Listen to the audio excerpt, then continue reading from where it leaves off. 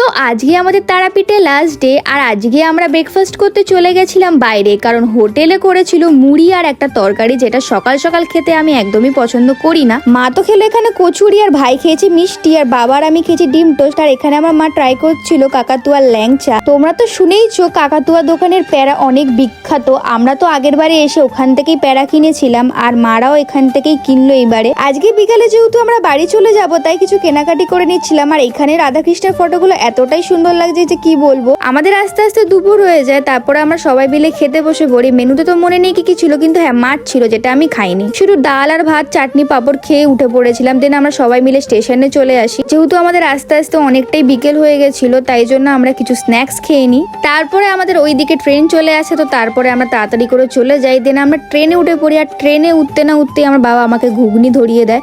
আর আমরা তো মানে ট্রেনে উঠলেই মানে খেতে থাকি, আমরা কেন সবাই খেতে থাকে। তো তারপরেই আমরা চলে আসি হাওড়া স্টেশন, আর হাওড়া স্টেশন আসার পর আবার কি বাড়ি চলে আসি।